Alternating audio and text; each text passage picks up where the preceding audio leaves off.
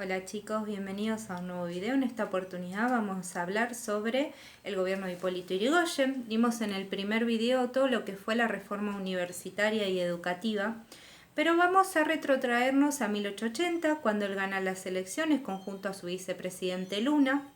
Recuerden que en este contexto es el primer presidente que gana con la ley Sáenz Peña, es decir, la de sufragio universal. ¿Sí? Sufragio universal siempre decimos en función a que solo los hombres podían votar. Pero estábamos llamando a que Hipólito Yrigoyen ganó gracias a una democracia ampliada, es decir, a la ley Sáenz Peña y la posibilidad del sufragio universal. Cuando Yrigoyen asume, de alguna manera las provincias no estaban conjuntas a su ideología de la UCR, sino que tenían otro tipo de políticas y habían ganado gobernadores que no correspondían a la UCR. Lo que sucedía es que Yrigoyen, para poder facilitar la forma de gobernar en el país, intervino federalmente las provincias. ¿Qué quiere decir una intervención federal? Le daba la posibilidad constitucionalmente a Yrigoyen de que pudiese intervenir en las políticas de las provincias, incluso poder intervenir en las políticas de los gobernadores de las provincias, para facilitarle de alguna manera poder gobernar sin apoyo de las provincias. Estas intervenciones federales van a ser bastante recurrentes y famosas en los gobiernos radicales, comenzando con Yrigoyen, después siguiendo con Alvear, etc. Yrigoyen basó su gobierno en un liderazgo personalista, es decir, en el contacto de su figura con el pueblo y sus discursos. El gobierno personalista que él quería inculcar se basaba en la figura de él como primer presidente radical, etc., y el contacto humano que él tenía con el pueblo. Él era un tipo muy serio, poco social, no tenía muchas habilidades sociales, pero sí lo que tenía era la habilidad de poder dar discursos, de estar en contacto con las distintas necesidades sociales del pueblo argentino, etc.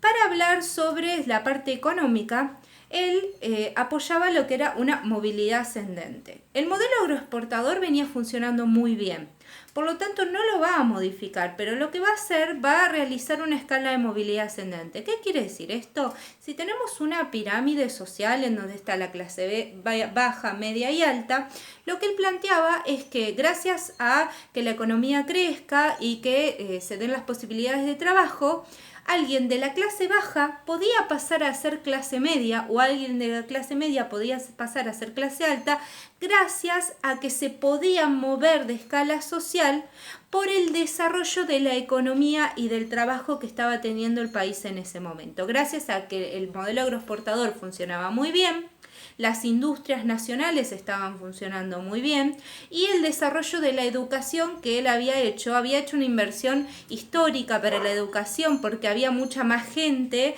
que se inscribía en los colegios y universidades y empezó a habilitar mucho más el presupuesto educativo. Lo que eso le generó fue un incremento del gasto público, que eso va a ser un problema más adelante porque uno invierte pero el gasto público aumenta. En determinadas cuentas también lo que hizo se llamó patronazgo o clientelismo.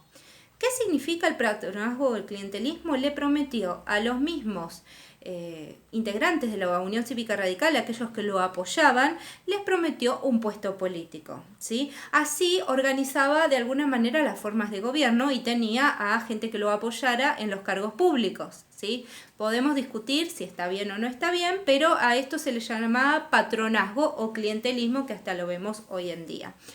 Económicamente hablando, él lo que hizo fue una política reformista, una política en donde lo que hizo fue modificar ciertos aspectos del modelo agroexportador, de la educación, del aspecto social y cómo se manejaban estas cuestiones para que esta movilidad ascendente se pudiese dar, pero no hizo modificaciones de base.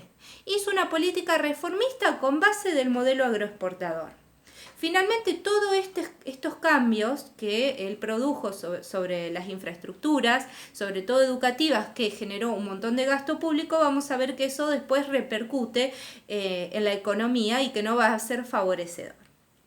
Entonces, tenemos que tener en cuenta que en este contexto de gobierno radical, 1880, tenemos una democracia ampliada, primer presidente gracias a la ley Sáenz Peña, primer presidente radical, que no es poco, y tenemos que es un gran apoyo de las clases medias, ¿sí? El radicalismo se compone en primera instancia de las clases medias y que desarrolla el modelo agroexportador, pero genera a su vez un gran gasto público. Gracias a también todas las reformas implantadas, gracias a la reforma universitaria y la política educativa, que fueron los fuertes, podríamos decir, del gobierno radical de Irigoyen.